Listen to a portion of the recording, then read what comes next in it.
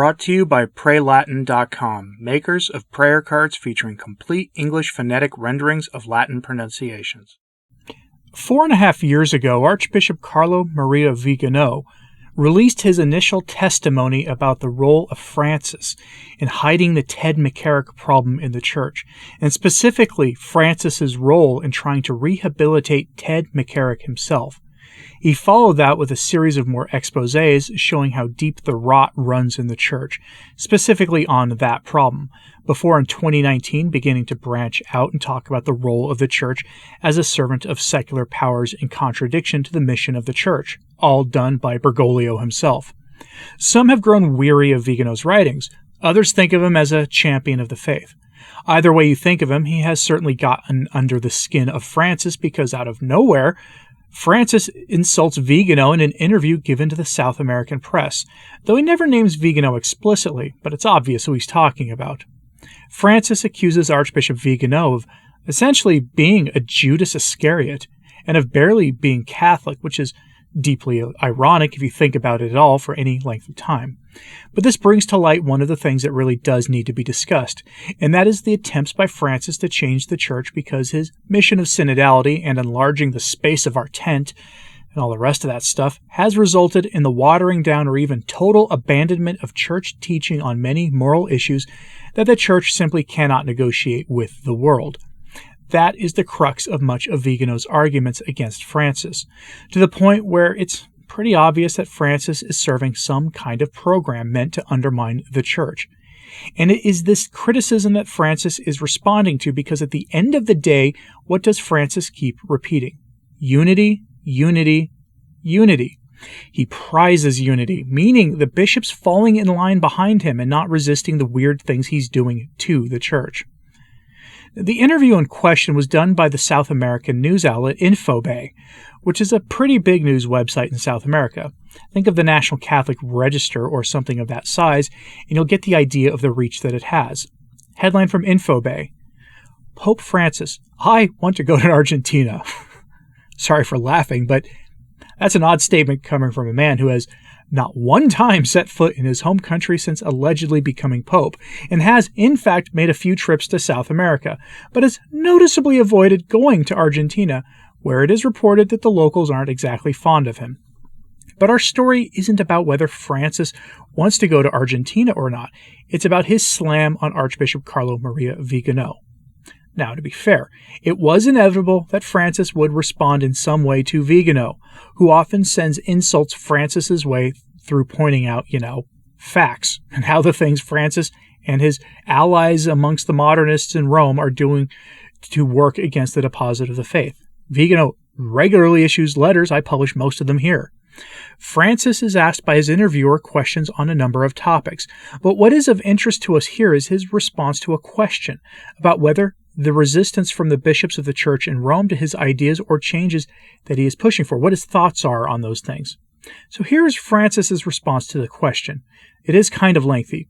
At one point, his interviewer interjects and says that the devil has been trying to bring two popes down who are enacting change in the church, Paul VI and Francis, which gives you an idea of what kind of outlet we're dealing with here. I'll skip over his interjection, though. Francis's response to the question, quote, "The resistance is, as Sandro Pertini said, that great Italian president who always spoke of the resistance, and he called it the ciuffi, that is, the one that heats the water with the resistor. Resistance is like an attitude of self-defense, always in the face of any novelty, in the face of anything. I would be suspicious of decisions in which there is no resistance. There I would suspect. There may be some other obvious one, but if there is no resistance, things are too packaged. It doesn't work. The resistance is normal. I would be suspicious of a Congress, for example, where they don't fight among themselves, that there were no different opinions, that they resist things from the executive and vote against it. A passive Congress is not a Congress. It is a primary school, or even less so. But sometimes there are resistances, but the bad ones, not the good ones, because good resistance is that if I do a good project, let it be discussed. The bad resistance is the one that is discussed here and goes behind looking for betrayal as well. or I am naive, I don't listen to them. Those that have been resolved. And if there is one, it is there in the corner, hidden, and they talk to each other among those who hold it. When they lead to the brink of schism, that's the ugly kind of resistance. For example, the case of an American bishop, a well-known one who was a nuncio. You don't know if that man is Catholic or not. Catholic, he is there on the edge. Those mishandled resistors. In the church from the beginning, there was resistance. When St. Paul recounts, and I faced Peter and I told him that he was a sinuous man who did not speak. Sinuous is a word as if it had two faces, right? And why did he get a hold of the elder brothers who didn't eat meat and eat with us? I faced it. That is not resistance. That helps the government. When they criticize me head on, I appreciate it. That's why I don't like them, but I appreciate them. End quote. Okay, that's a little convoluted and lost in translation, but the American bishop he's referring to is Vigano. Maybe Francis doesn't actually know that Vigano is actually an Italian who is probably living in Italy somewhere, but I kind of doubt it. I think Francis was insulting him by calling him an American, given that Francis doesn't think highly of the bishops of America. Francis is accusing Vigano of inciting schism, betraying the church, and of being another Judas Iscariot. It's pretty rich, especially coming from the man who keeps a painting of Judas in his office, and he categorically rejects St. Paul resisting Peter to the face. That's what he was getting at. Now, at the time that I'm putting this together, Vigano hasn't exactly responded to Francis's accusations yet, but I'm sure that's coming. It has to be. It's inevitable, really, though Vigano is still due to publish his third and final entry into the detailed exposition of how Francis is taking apart traditional women's religious orders to profit off of their real estate and out of ideological motivation. But this does demand a response, because accusations of betrayal and Judas-like behavior coming from the man who is trying to change the church to fit into the vision of the spirituality of Francis's allies among the secular elite is so astonishingly hypocritical that I honestly don't see how Vigano can just let this one slide. The question of opposition to Francis is one that keeps coming up in the Francis-friendly Catholic media. Cardinal McElroy, the man accused of formal heresy by Bishop Paprocki last month, gave an interview to America magazine where he was asked about the impact of Francis after 10 years running the church. And the topic of opposition and resistance to Francis came up. His response is interesting because it shows that the bishops just don't get it, at least the bishops who are closest to Francis. The opposition to Francis is based entirely on his doing things that aren't Catholic and using the Catholic Church to promote ideas contrary to the faith and the programs of her adversaries that are contrary to the faith, and in opposition to human dignity and frankly misanthropic in nature. But Cardinal McElroy's response to this prompt is interesting nonetheless, because it does illustrate the big disconnect between the modernist prelates and the rest of us. So, from that interview, quote, "The first is in the prioritization of public policy issues, and specifically the role of the Moloch ritual. The bishops in the United States have virtually no substantive disagreements on any of the major public policy issues as to what public policy should be or how it should move. We are in agreement on that. The friction is over prioritization because it gets into the politics of what do you do first, what is most important. There are a number of bishops who disagree with the Pope in terms of prioritization of those public policy issues. The second thing is on this whole issue of synodality. One of the legitimate questions that it raises as we are all going through the process, we have these dialogues.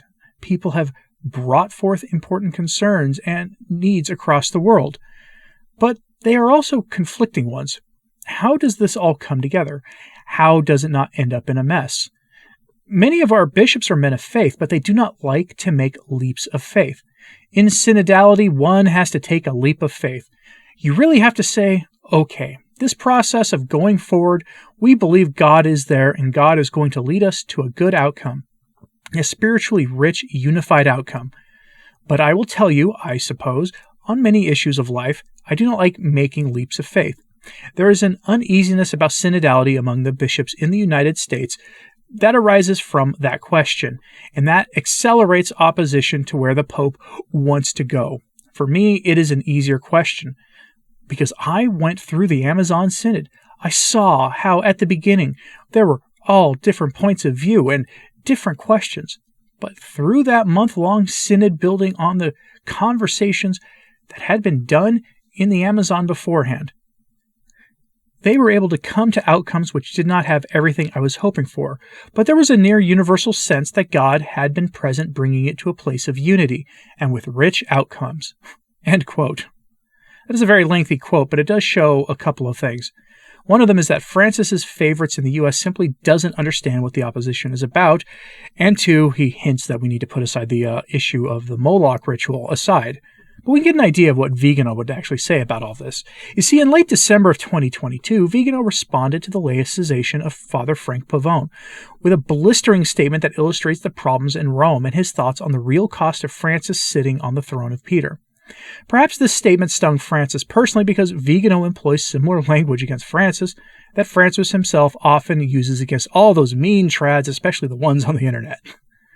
So, from Archbishop Vigano, quote, "The Bergoglian sect eclipses the Catholic Church with its arrogant occupation of leadership posts and scandalously abuses its authority for a purpose opposed to that for which our Lord, the head of the Church, has intended it," the Archbishop asserted, referring to the inner circle of Francis, the former Cardinal Jorge Mario Bergoglio of Argentina. "There is no area of doctrine, morals, discipline, or liturgy that has not been the object of its vandalizing action," he maintained.